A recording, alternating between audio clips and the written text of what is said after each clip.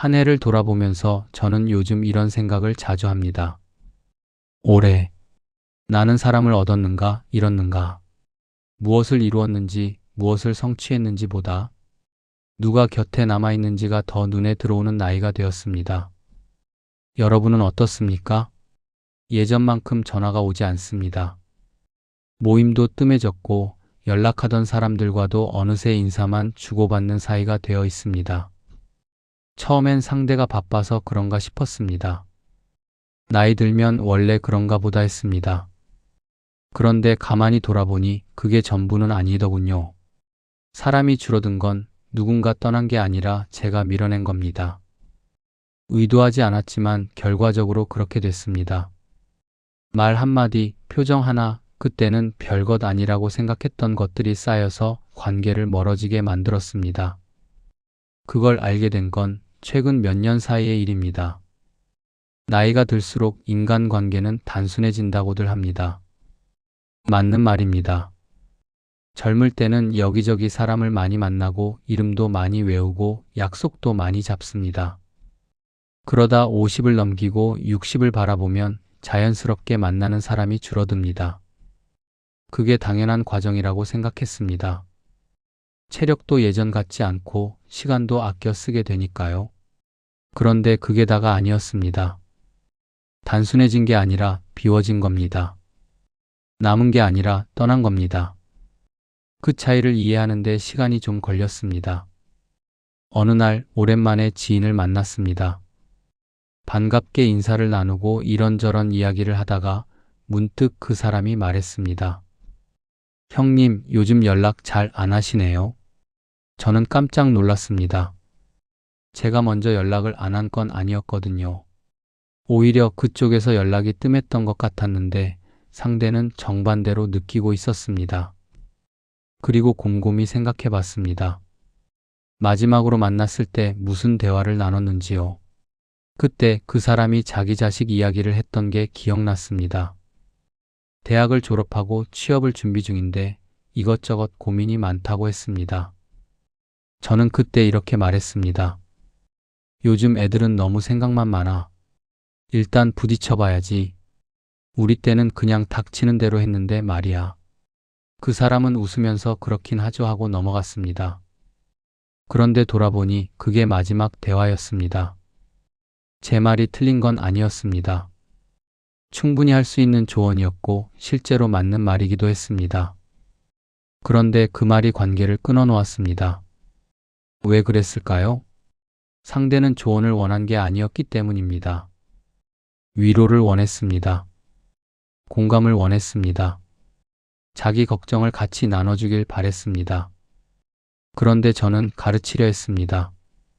옳은 말을 했습니다. 해답을 주려 했습니다. 그 순간 상대는 느꼈을 겁니다. 아, 이 사람한테 말해도 소용없구나. 그렇게 한 사람이 제 곁에서 멀어졌습니다.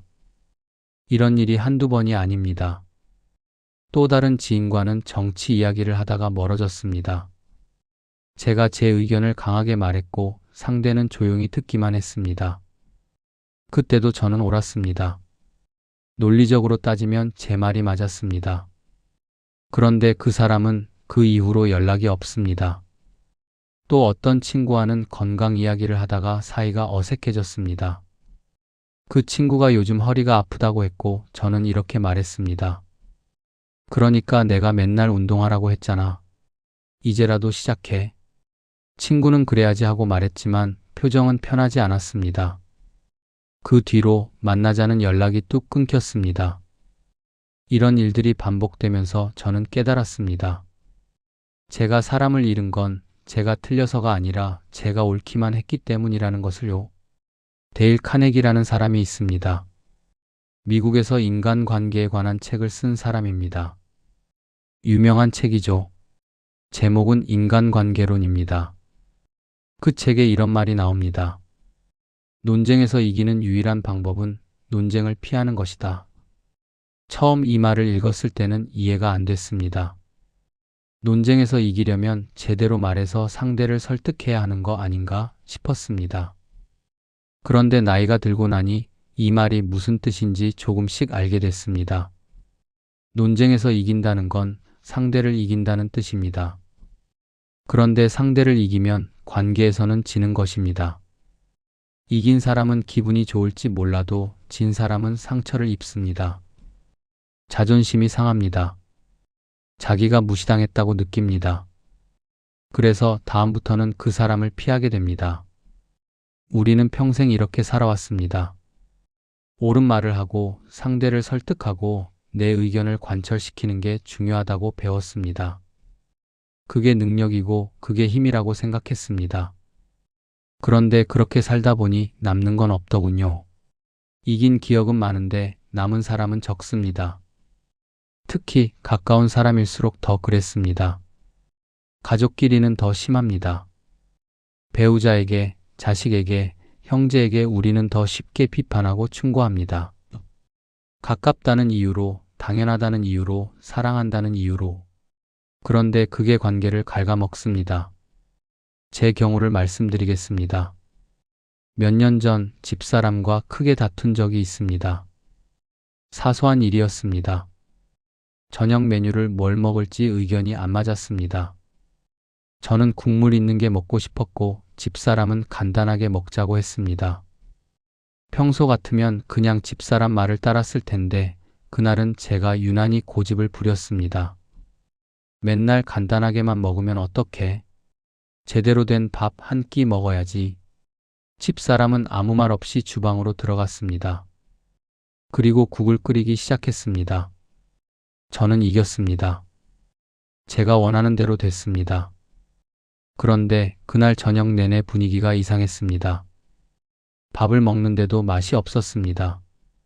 집사람은 말이 없었고 저도 뭐라 말을 꺼낼 수가 없었습니다. 그날 밤 잠자리에 누워서 곰곰이 생각했습니다. 내가 뭘 얻은 거지? 국 한 그릇 먹으려고 집사람 기분을 상하게 한 게 맞나? 그때 깨달았습니다. 제가 이긴 게 아니라 우리 둘 다 진 거라는 걸요. 데일 카네기는 이렇게도 말했습니다. 사람을 비판하지 마라. 사람은 논리적인 동물이 아니라 감정적인 동물이다. 정말 그렇습니다. 우리는 논리로 설득당하지 않습니다.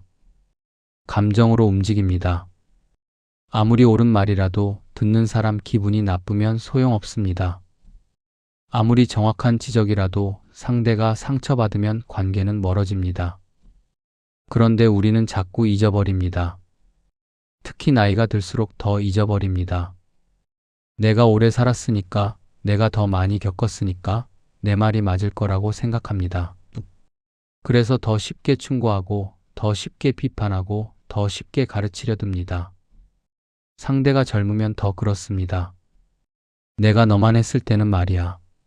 이런 말 우리 많이 합니다. 저도 자주 했습니다. 그런데 그 말을 듣는 사람은 어떤 기분일까요? 무시당한다고 느낍니다. 자기 경험이 하찮다고 여겨진다고 생각합니다. 그래서 다음부터는 그 사람 앞에서 말을 아낍니다. 속마음을 꺼내지 않습니다. 겉으로는 웃으면서 네, 맞아요 하지만 마음속으로는 문을 닫습니다. 그렇게 또 한 사람이 멀어집니다. 저는 요즘 과거를 자주 돌아봅니다. 제가 했던 말들, 제가 보였던 태도들, 그때는 당연하다고 생각했던 것들이 이제는 조금 다르게 보입니다. 특히 자식들과의 관계에서 그렇습니다. 아들이 대학에 다닐 때였습니다.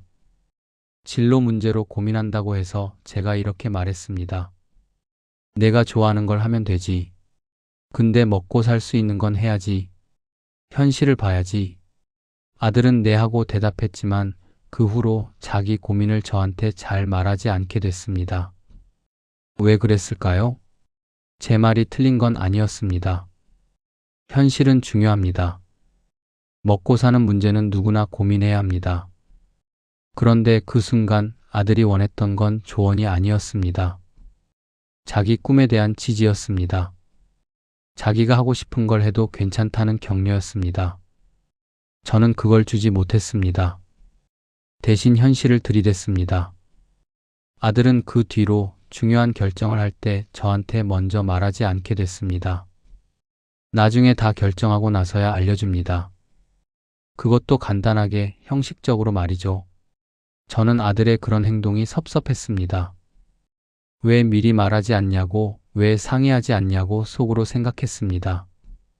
그런데 가만히 돌아보니 제가 그렇게 만든 겁니다. 상의해봤자 듣고 싶지 않은 말만 들을 거라고 아들이 배운 겁니다. 딸과도 비슷한 경험이 있습니다. 딸이 결혼 전에 남자친구를 데려온 적이 있습니다. 보니까 말투도 그렇고 옷차림도 그렇고 좀 마음에 안 들었습니다.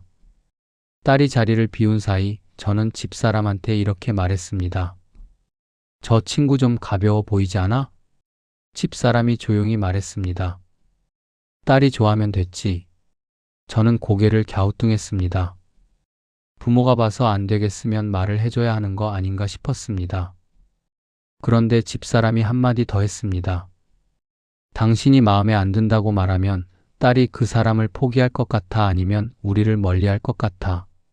그 말에 할 말이 없었습니다. 맞는 말이었습니다. 제가 반대하면 딸은 더 그 사람한테 기울 겁니다.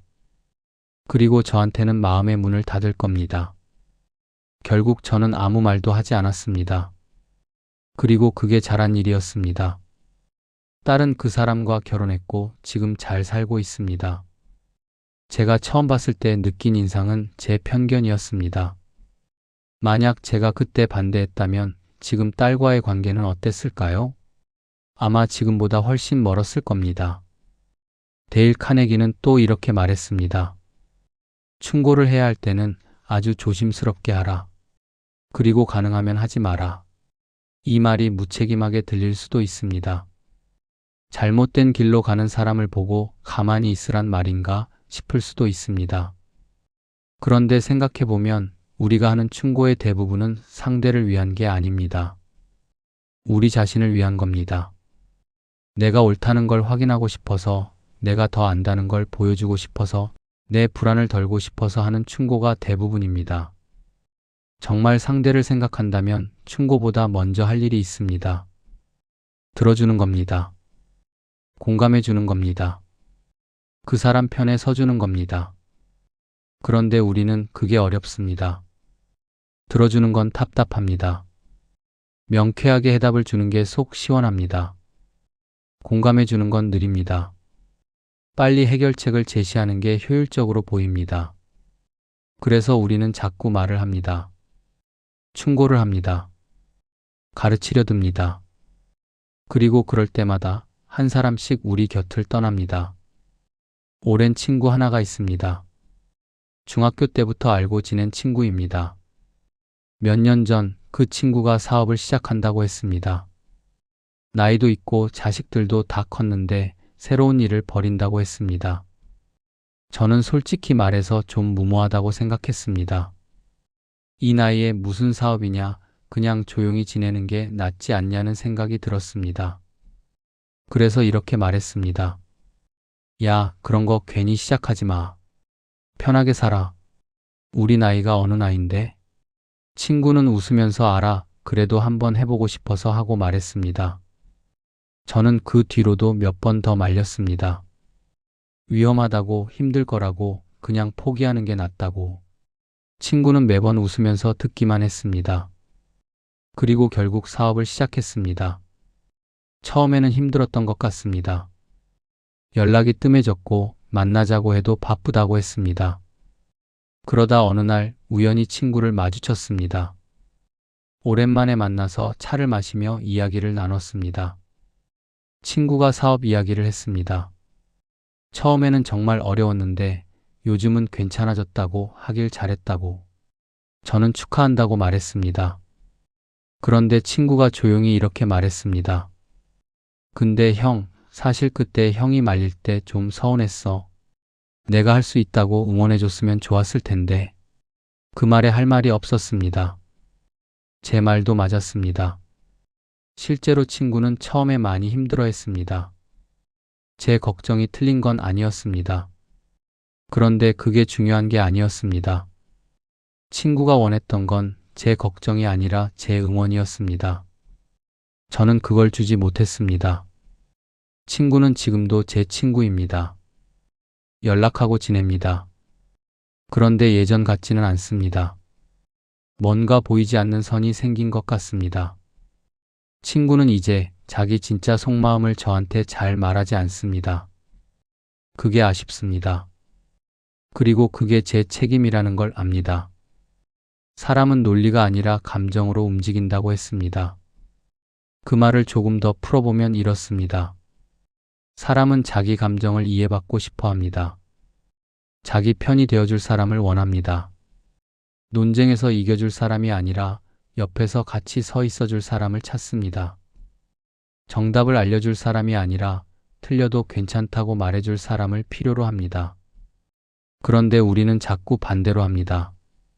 감정은 무시하고 논리로 설득하려 합니다. 옆에 서지 않고 앞에 서서 가르치려 합니다. 틀렸다고 지적하고 고치라고 말합니다.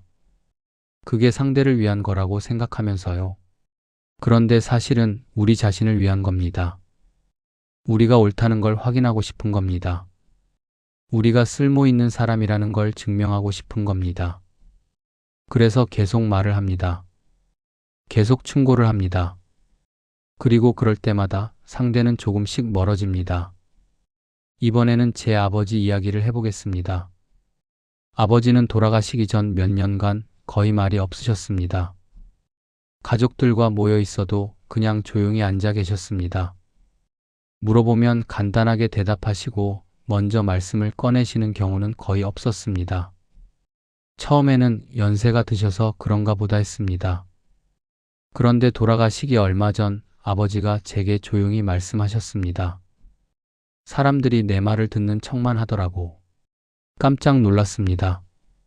무슨 말씀이세요? 아무리 말을 해도 듣는 사람은 없어. 그냥 이해하고 듣는 척만 하지. 그래서 그냥 입을 다물었어.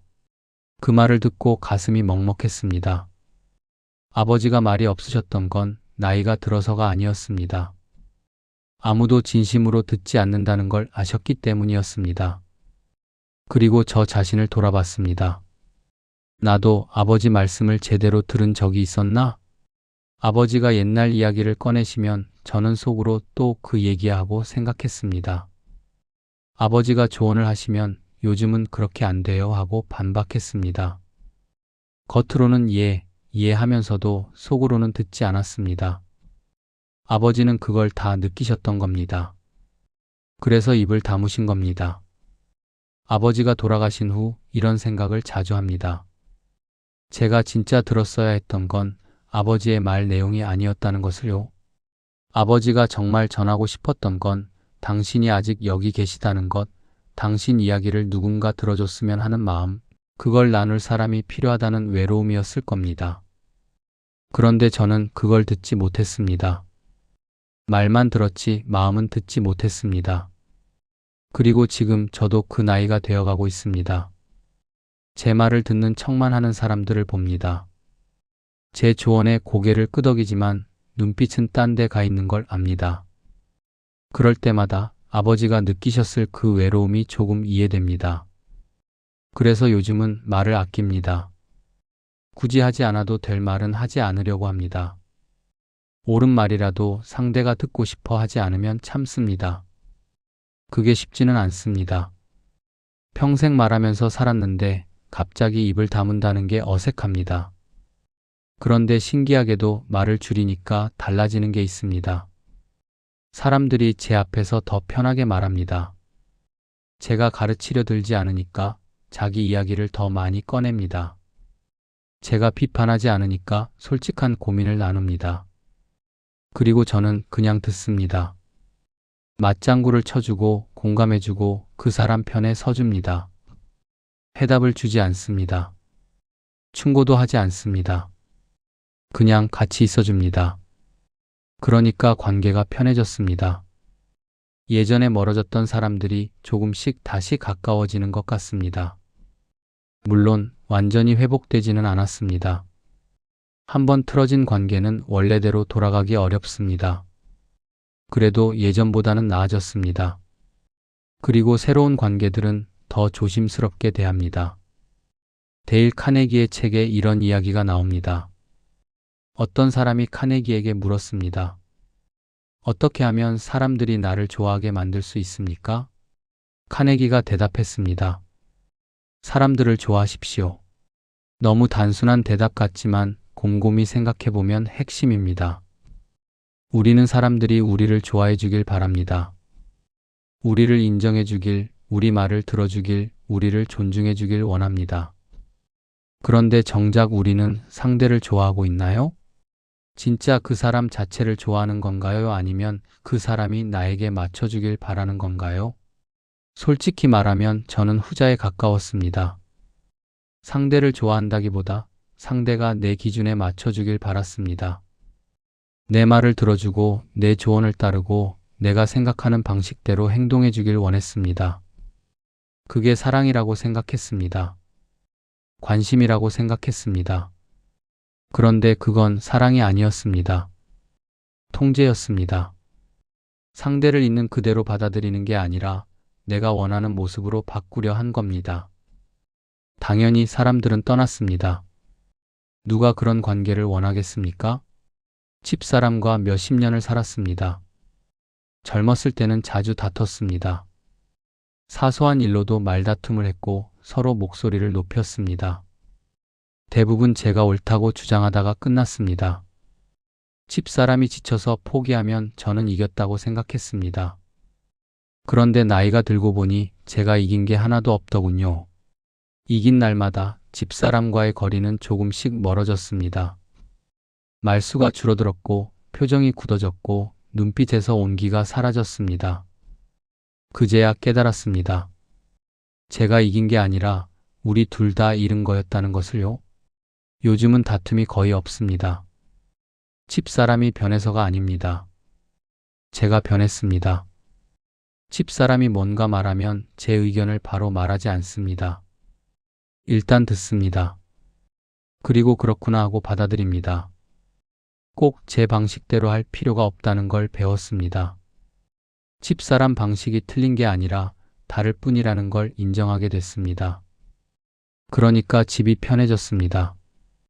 집사람 표정도 밝아졌고 우리 사이에 웃음이 늘어났습니다. 지금 생각하면 진작 이렇게 할 걸 하는 아쉬움이 듭니다.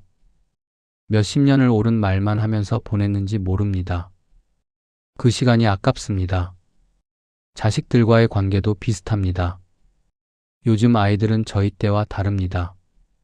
생각하는 방식도 다르고 사는 방식도 다릅니다. 처음에는 그게 이해가 안 됐습니다. 왜 저렇게 사나 싶었습니다. 그래서 자꾸 고쳐주려 했습니다. 제대로 된 길을 알려주려 했습니다.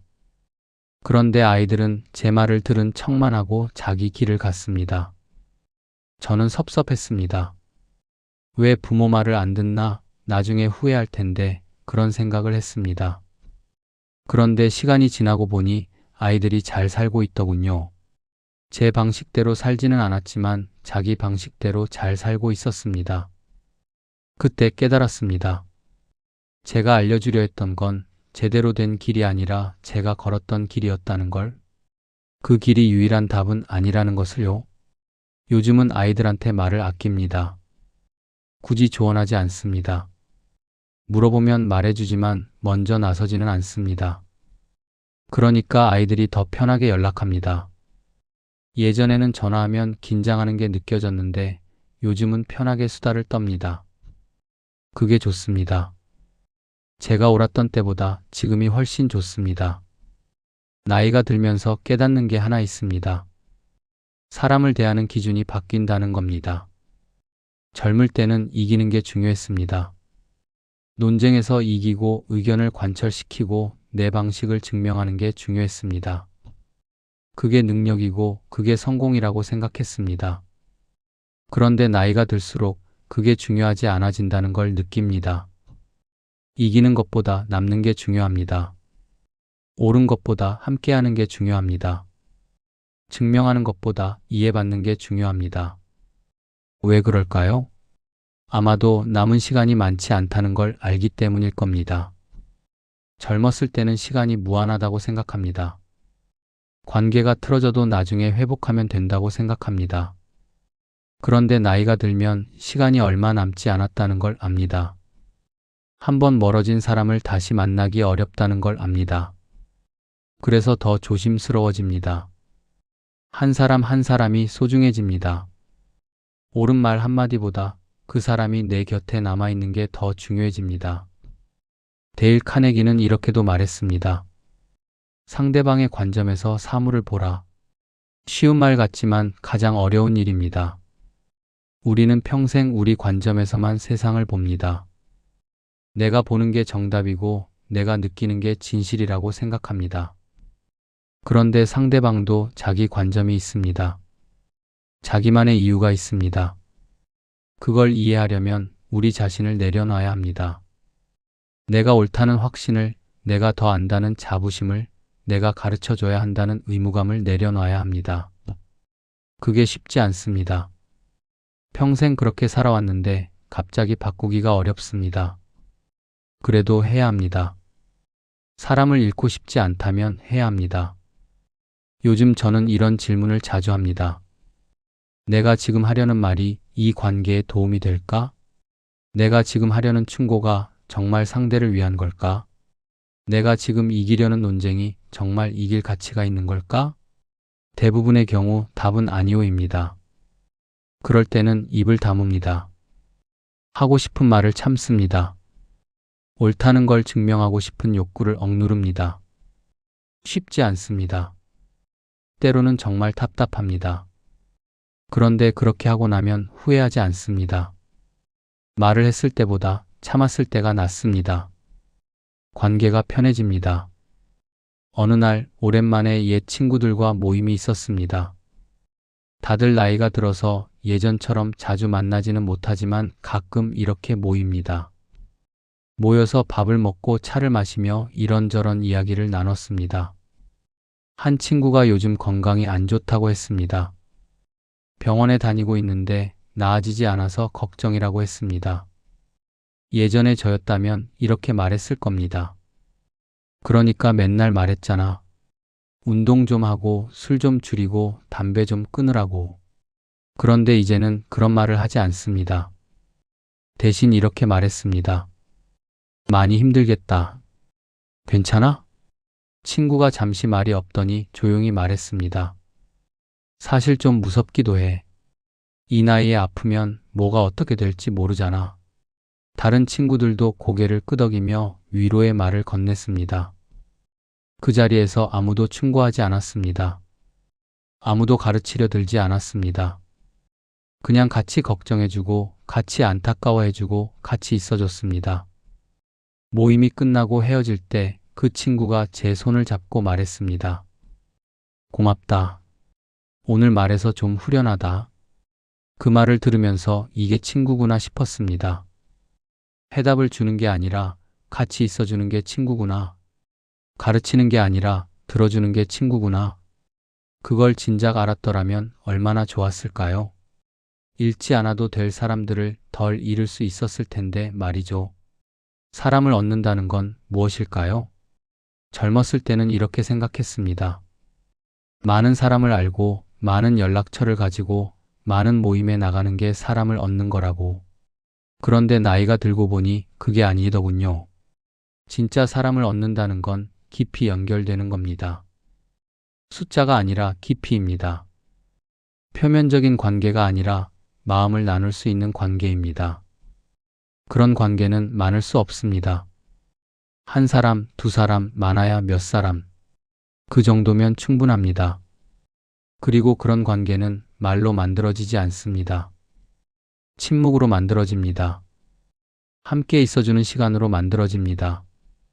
판단하지 않는 태도로 만들어집니다. 있는 그대로 받아들여주는 마음으로 만들어집니다. 제가 지금까지 잃어버린 사람들을 다시 되돌릴 수는 없습니다. 이미 멀어진 관계는 완전히 회복되기 어렵습니다.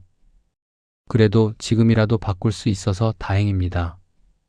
앞으로 남은 시간 동안은 조금 다르게 살 수 있을 것 같습니다. 말을 줄이고 듣는 시간을 늘리고 판단을 내려놓고 있는 그대로 받아들이는 연습을 할 겁니다. 완벽하게 할 수는 없을 겁니다. 평생의 습관이 하루아침에 바뀌지는 않으니까요. 그래도 노력할 겁니다. 더 이상 사람을 잃고 싶지 않으니까요. 데일 카네기의 책 마지막 부분에 이런 말이 나옵니다. 행복의 비결은 자기가 좋아하는 일을 하는 게 아니라 자기가 해야 하는 일을 좋아하는 것이다.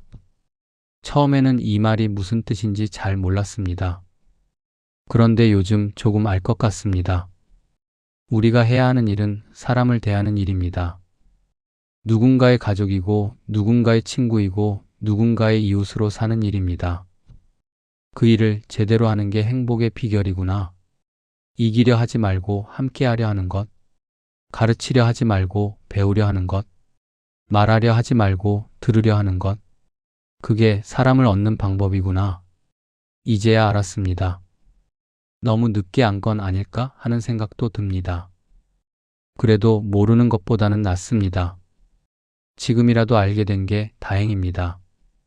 한 해가 저물어 갑니다. 이맘때가 되면 사람들은 한 해를 돌아봅니다. 무엇을 이뤘는지, 무엇을 얻었는지, 무엇을 성취했는지. 저도 예전에는 그렇게 생각했습니다. 그런데 요즘은 조금 다른 질문을 합니다. 올해 나는 사람을 얻었는가 잃었는가? 누가 내 곁에 남아있는가? 누구와 진심으로 연결되어 있는가? 그게 더 중요한 것 같습니다. 무엇을 이뤘는지보다 누구와 함께 있는지가, 무엇을 가졌는지보다 누구에게 기억되는지가, 무엇을 증명했는지보다 누구에게 의미 있는 사람인지가, 그게 진짜 중요한 것 같습니다. 옳은 말을 많이 한다고 해서 좋은 사람이 되는 건 아닙니다.